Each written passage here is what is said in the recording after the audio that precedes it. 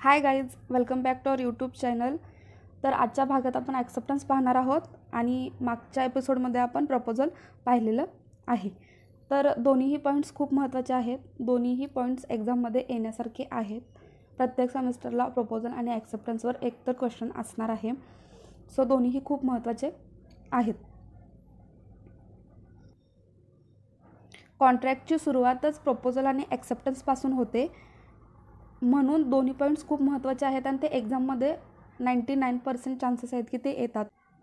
तर आजच्या भागात आपण ॲक्सेप्टन्सला सुरुवात करूया.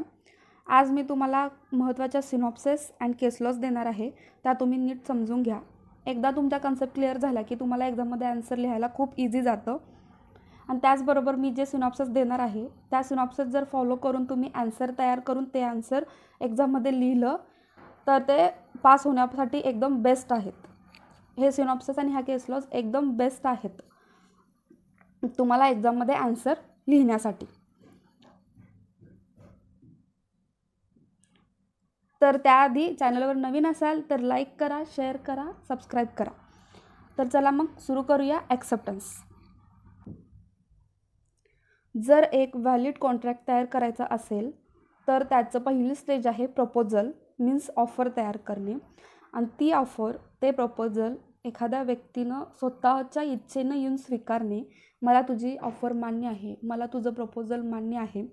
जेव्हा ती व्यक्ती असं येऊन सांगते तेव्हा तिथं ॲक्सेप्टन्स होतं आणि व्हॅलिड कॉन्ट्रॅक्ट तयार होतं.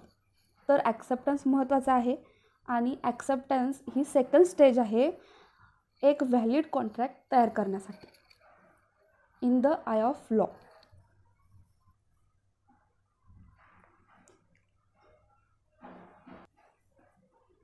जर एखाद्या व्यक्तीने स्वतःच्या इच्छेनं एखादं प्रपोजल ॲक्सेप्ट केलं नाही आणि आपण जर त्याच्याकडून ते भाग पाडलं त्याला करायला काही जबरदस्ती करून, तर ते ॲक्सेप्टन्स व्हॅलिड नाही. So formation of valid contract यासाठी ॲक्सेप्टन्स, आणि ते पण स्वइच्छेने, हे खूप महत्त्वाचं आहे. तर यालाच आपण ॲक्सेप्टन्स असं म्हणू. एखादं प्रपोजल ॲक्सेप्ट करणे म्हणजे acceptance. Okay, next. Definition. Indian contract act 1872 section 2 definition define करतं ॲक्सेप्टन्सची. सेक्शन 2B लक्षात ठेवा. सेक्शन 2B डेफिनेशन आहे इंडियन कॉन्ट्रॅक्ट ॲक्ट 1872 नुसार ॲक्सेप्टन्सची डेफिनेशन आहे. तर ते काय सांगतं, when the person to whom the proposal has been made signifies his assent thereto the offer is said to be accepted. Thus, the proposal when accepted becomes promise. म्हणजे जेव्हा एखादी व्यक्ती स्वतःच्या विलिंगनेसने एखादी ऑफर किंवा एखादं प्रपोजल मान्य करते तेव्हा तिथं होतं ॲक्सेप्टन्स. आणि ॲक्सेप्टन्स झालं की ॲक्सेप्टन्स बिकम्स अ प्रॉमिस. आणि आपण तेव्हा एक व्हॅलिड कॉन्ट्रॅक्ट तयार करण्यासाठी सेकंड स्टेज पार केलेली असते.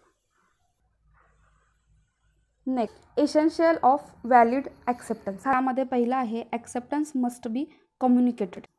Acceptance must be communicated. For valid acceptance must be communicated to the offerer. म्हणजे ज्या व्यक्तीनं तुम्हाला ऑफर दिली त्या व्यक्तीपर्यंत तुम्ही जी ऑफर ॲक्सेप्ट केली हे पोहोचणंसुद्धा महत्त्वाचं आहे. दोन व्यक्ती आहेत, एका व्यक्तीला त्याचा मोबाईल विकायचा आहे, तो व्यक्ती दुसऱ्या व्यक्तीला सांगतो आणि तो दुसरा व्यक्ती म्हणजे मध्यस्थी तुम्हाला येऊन सांगतो की त्या व्यक्तीला त्याचा मोबाईल विकायचा आहे. आणि ही ऑफर तुम्हाला मान्य झाली, पण ही ऑफर तुम्ही ज्यानं ऑफर काढली त्याच्यापर्यंत पोहोचवलाच नाही. म्हणजे तुम्ही ती ऑफर ॲक्सेप्ट केलं हे त्या व्यक्तीपर्यंत जर पोहोचलं नाही तर ते ॲक्सेप्टन्स व्हॅलिड होत नाही. त्यामुळे तुम्ही जे ऑफर ॲक्सेप्ट केलेली आहे ते ज्याने ऑफर काढली त्याच्यापर्यंत पोहोचणंसुद्धा इम्पॉर्टंट आहे. So acceptance must be communicated. Second आहे acceptance may be express or implied.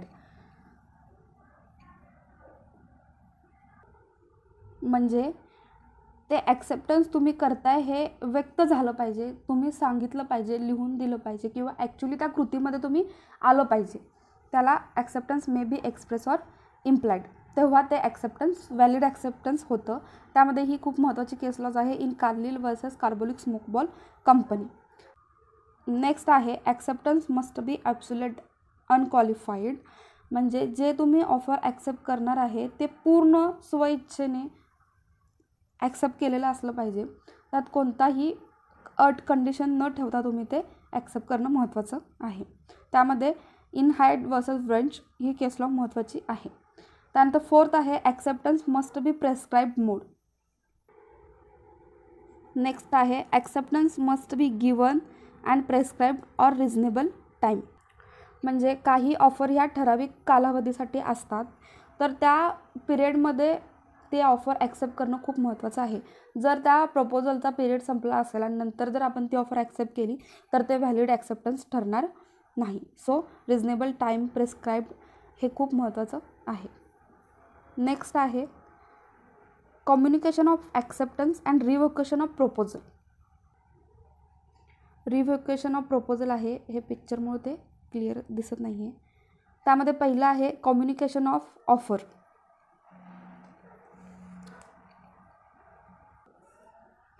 Communication of offer होणं खूप महत्त्वाचं आहे, म्हणजे जी ऑफर आहे ती बोलली पाहिजे, लिहून दिली पाहिजे किंवा आपल्या वर्तणुकीतनं ती ऑफर दिसली पाहिजे. त्यानंतर कम्युनिकेशन ऑफ ॲक्सेप्टन्ससुद्धा जे आहे, जे आपण ॲक्सेप्टन्स स्वीकारणार आहे ते आपण बोलून दाखवलं पाहिजे, लिहून दिलं पाहिजे किंवा आपल्या वर्तनातनं ते दर्शवलं पाहिजे की आपण ऑफर ॲक्सेप्ट केलेली आहे. नेक्स्ट आहे रिव्होकेशन ऑफ ऑफर. हा सुद्धा पॉईंट खूप महत्त्वाचा आहे. जेव्हा केव्हा प्रपोजल आणि ॲक्सेप्टन्स येईल त्यामध्ये तुम्ही हा पॉईंट्स एक्झाममध्ये लिहिणं महत्त्वाचं आहे. तर त्यामध्ये पहिलं येणार by communication of notice of revocation by the proposer to the other party, म्हणजे जेव्हा आपण एखादं ऑफर आपल्याला कॅन्सल करायचे आहे तेव्हा आपण ते नोटीस तयार करून सुद्धा पाठवू शकतो रिव्होकेशनची. त्यानंतर बाय लॅप्स. नेक्स्ट आहे by lapse of specified or reasonable time. तर specified and reasonable time means एखादी ऑफर स्पेसिफिक पिरियडसाठी किंवा स्पेसिफिक टाईमसाठीच बनलेली असते. सपोज आज एखाद्या व्यक्तीने संध्याकाळी 6 वाजता त्याचं घर विकायचं आहे असं एक ऑफर तयार केली आणि ती ऑफर दुसऱ्या दिवशी संध्याकाळी 6पर्यंतच व्हॅलिड ठेवली आणि ते लेटर तिसऱ्या व्यक्तीपर्यंत जाऊपर्यंत जर ऑफरचा टाईम संपला असेल तर ती तिसरी व्यक्ती ते ऑफर ॲक्सेप्ट नाही करू शकत. म्हणजे हा सुद्धा एक ऑफर रिव्होकेशन करायचा मार्ग आहे. तर त्यामध्ये केस लॉज ही आहे इन हॅन्थरॉन वर्सेस फ्रेसर. त्यानंतर आहे by failure to accept condition precedent. Next आहे by failure to accept condition precedent. Suppose जर एखादी कंडिशन ठेवली असेल ॲक्सेप्टन्स करताना तर तिथंसुद्धा रिव्होकेशन होऊ शकतं. त्यानंतर आहे by death of insanity of the proposer, किंवा जे प्रपोजर तयार करणारी व्यक्ती आहे त्याचा मृत्यू झाला असेल किंवा त्याचं दिमागी हालत ठीक नसेल तर तिथंसुद्धा रिव्होकेशन ऑफ ऑफर होतं. त्यानंतर revocation of acceptance. According to English लॉमध्ये एकदा ऑफर ॲक्सेप्ट केली की ती ऑफर रिव्होक्ड होत नाही. Anson has stated that acceptance is to offer what a lighted match is to a train of gunpowder. पण आपल्या इंडियामध्ये जी ऑफर आपण ॲक्सेप्ट केलेली आहे ती आपण रिव्होक्ड करू शकतो by the mode of communication. तर आजच्या भागात आपण ॲक्सेप्टन्सचे सिनॉप्सिस पाहिलेल्या आहेत. ह्या सिनॉप्सिस महत्त्वाच्या आहेत, हे केस लॉज महत्त्वाचे आहेत. तुम्हीही थोडा स्टडी करायचा प्रयत्न करा. ह्या सिनॉप्सिस जर तुम्ही फॉलो करून ॲन्सर तयार करून जर ॲन्सर लिहिलं एक्झाममध्ये तर तुम्ही 100% पास होणार. प्लस जर तुम्हाला केस लॉज इन डिटेल पाहिजे असतील, फॅक्ट प्लस जजमेंट हवे असतील तर मला कमेंट्समध्ये नक्की सांगू शकता. मी तुम्हाला केस लॉज इन डिटेल द्यायला तयार आहे. व्हिडिओ शेवटपर्यंत पाहिल्याबद्दल थँक्यू.